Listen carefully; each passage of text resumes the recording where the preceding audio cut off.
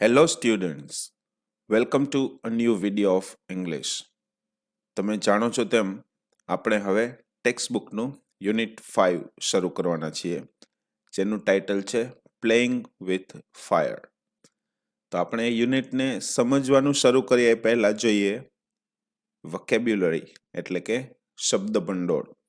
આ યુનિટમાં ઉપયોગમાં લેવાયેલા શબ્દો જોઈ લઈએ. એક્સાઇટમેન્ટ એટલે ઉત્તેજના, ક્રેકર્સ એટલે ફટાકડા, બ્રિલિયન્ટ એટલે તેજસ્વી, શાવર એટલે મોટી સંખ્યામાં વરસાવ, વન્ડર એટલે વિચારવું, ફાયરવર્ક્સ એટલે ફટાકડા. ઉપર ક્રેકર્સ પણ આવ્યું અને ફાયરવર્ક્સ પણ છે ફટાકડા માટે. ત્યારબાદ એમિટ બહાર ફેંકવું, આર્ટ કલા, ઇન્ક્લુડ સમાવેશ કરવો. ઇન્ક્લુડનો વિરોધી શબ્દ છે એક્સક્લુડ, બાકાત રાખવું, સમાવેશ ન કરવો એવું કહેવા માટે એક્સક્લુડ, EXCLUDE. રેન્જ શ્રેણી, ડિવાઇસ એટલે સાધન. સાધન માટે બીજો એક સામાન્ય શબ્દ છે ગેજેટ, GADGET, ગેજેટ. સિમિલર સમાન. મટીરિયલ એટલે પદાર્થ. પદાર્થ માટે બીજો શબ્દ છે સબસ્ટન્સ, SUBSTANCE, સબસ્ટન્સ. પ્રિન્સિપલ એટલે સિદ્ધાંત. આ સ્પેલિંગમાં છેલ્લે PLE છે, એની બદલે PAL હોય તો પ્રિન્સિપલ એટલે મુખ્ય થાય. એના સિવાય પ્રિન્સિપલ એટલે આચાર્ય પણ થાય, એમાં પણ PAL હોય. અને જ્યારે PLE હોય ત્યારે સિદ્ધાંત. સેફ્ટી મેચ દિવાસળી, હાઉસહોલ્ડ ઘરનું, કન્સિડર માનવું અથવા ધ્યાનમાં લેવું અથવા સમજવું એવું પણ થાય. ઇફેક્ટ પરિણામ કે અસર. પ્રેઝન્ટ ઉપસ્થિત, જેનો વિરોધી શબ્દ છે એબ્સન્ટ. હિસ્ટોરિયન ઇતિહાસકાર. બેસિક મૂળભૂત. ઇન્વેન્ટ શોધ કરવી. શોધ કરવા માટે બીજો શબ્દ છે ડિસ્કવર, અને એ બંને વચ્ચેનો ફરક આપણે સમજેલો છે અગાઉ. રેફરન્સ ઉલ્લેખ. આમાં મૂળ શબ્દ રિફર હોય, REFER. રિફર એટલે નો ઉલ્લેખ કરવો, એના પરથી રેફરન્સ એટલે ઉલ્લેખ. વેપન શસ્ત્ર. પાયોનિયર એટલે સંશોધક અથવા કોઈક નવી શરૂઆત કરનાર, કોઈ બાબત પહેલી વખત કરનાર, એ પણ પાયોનિયર કહેવાય. ડેવલપ વિકસાવવું. નોલેજ જ્ઞાન. સ્પ્રેડ ફેલાવવું.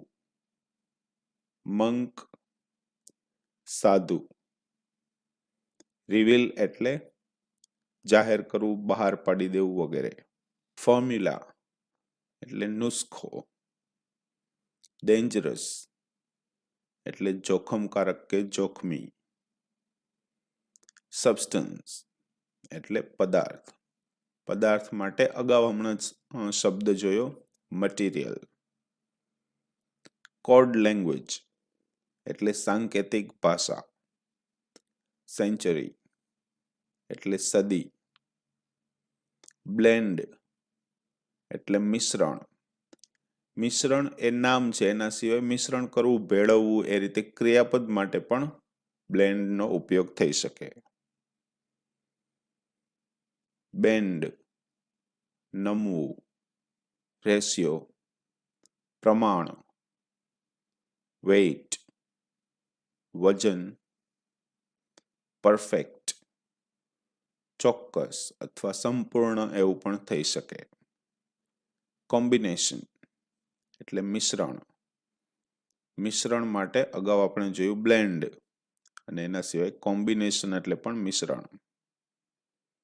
ઇમ્પ્રુવમેન્ટ એટલે સુધારો. ત્યારબાદ ઓલ્ટરેશન એટલે ફેરફાર. એમાં મૂળ શબ્દ છે ઓલ્ટર, ALTER, એટલે ફેરફાર કરવો. એના પરથી ઓલ્ટરેશન એટલે ફેરફાર. એક્સપર્ટ એટલે નિષ્ણાત. કેમિકલ પ્રોડક્ટ એટલે રાસાયણિક ઉત્પાદન. પ્રપોર્શન એટલે પ્રમાણ. તો પ્રમાણ માટે બે શબ્દો થયા, રેશિયો અને પ્રપોર્શન. મેન્યુફેક્ચર ઉત્પાદન કરવું. ઉત્પાદન કરવું એના માટે બીજો શબ્દ છે પ્રોડ્યુસ, PRODUCE. ટેકનિક એટલે પ્રક્રિયા અથવા રીત. મોડર્ન આધુનિક.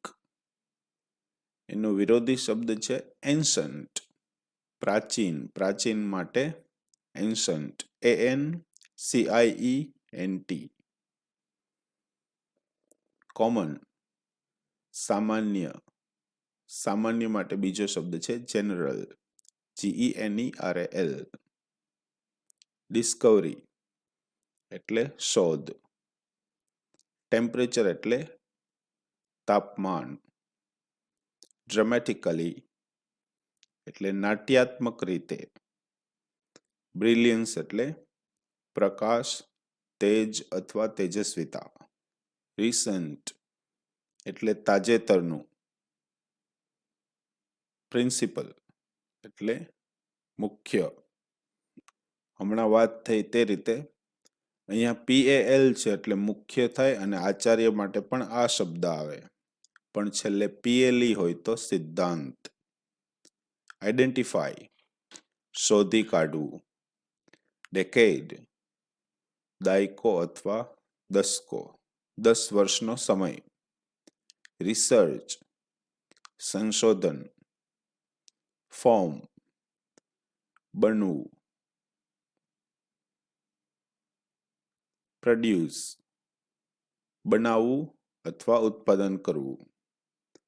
ગ્લો પ્રકાશ બહાર ફેંકવો. ઇનિશિયલી એટલે શરૂઆતમાં. શરૂઆતમાં એવું કહેવા માટે એમ પણ કહી શકાય ઇન ધ બિગિનિંગ. ત્યારબાદ કંટ્રોલ નિયંત્રણ કરવું, નિયંત્રણમાં રાખવું, કાબુમાં રાખવું. મેનિપ્યુલેટ ચાલાકીથી વાપરવું. ડિઝાયર્ડ એટલે મનગમતું. ત્યારબાદ અપ્લાય લગાડવું. કેરેક્ટરિસ્ટિક લાક્ષણિક.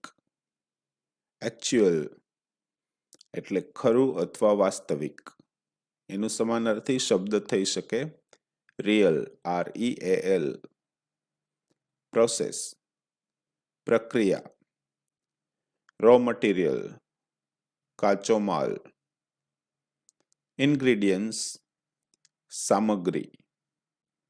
કંઈ પણ બનાવવા માટે જે જરૂરી વસ્તુ હોય એમાં જે વસ્તુનો ઉપયોગ થતો હોય એ ઇન્ગ્રીડિયન્ટ્સ. ગ્રાઇન્ડ વાટવું અથવા દળવું એવું પણ થઈ શકે. મિક્સચર મિશ્રણ. ફ્યુઝ દિવેટ. દિવેટ એટલે વાટ કહીએ છીએ સાદી ભાષામાં. ઇન્ડસ્ટ્રી ઉદ્યોગ. નોટોરિયસ કુખ્યાત એટલે પ્રખ્યાતનો વિરોધી શબ્દ. ઇંગ્લિશમાં ફેમસ એનો વિરોધી શબ્દ નોટોરિયસ. સ્ટેબલ સ્થિર. ત્યારબાદ ફ્રિક્શન એટલે ઘર્ષણ. સ્પાર્ક એટલે તણખો. ઇમ્પેક્ટ એટલે અથડામણ. ઇમ્પોર્ટ આયાત કરવું, એનો વિરોધી શબ્દ એક્સપોર્ટ એટલે નિકાસ કરવું. કન્ડિશન એટલે સ્થિતિ, સ્થિતિ માટે બીજો શબ્દ સિચ્યુએશન. સેટિસ્ફેક્ટરી એટલે સંતોષજનક અથવા સંતોષકારક. ત્યારબાદ ટેસ્ટિંગ એટલે ચકાસણી. ફેસિલિટી એટલે સગવડ. ક્વોલિટી ગુણવત્તા. યુનિફોર્મિટી સરખાપણું અથવા એકરૂપતા. સેફટી સુરક્ષા અથવા સલામતી. મેઝર એટલે પગલું. પગલું એટલે કોઈ પણ હેતુ પાર પાડવા માટે, હેતુ સિદ્ધ કરવા માટે ચોક્કસ પ્રકારના પગલાઓ લેવાતા હોય એ સેન્સમાં મેઝર. ત્યારબાદ ડિટેલ વિગત. રિલાયબલ એટલે વિશ્વાસપાત્ર અથવા વિશ્વસનીય. ઇન્ડિવિજ્યુઅલ વ્યક્તિ.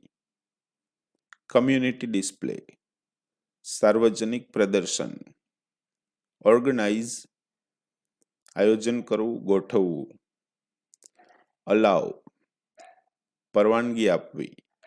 તો અલાવનો સમાનાર્થી શબ્દ થશે પરમિટ, PERMIT. ત્યારબાદ ઓબ્ઝર્વ પાલન કરવું. સ્ટોર સંગ્રહ કરવો. હેન્ડલ ઉપયોગ કરવો. ફ્લેમ જ્વાળા. પોઈઝનસ એટલે ઝેરી. Okay, students, you have to write down these words in your fair book and learn them. We will start understanding the unit in the next session. Thank you very much.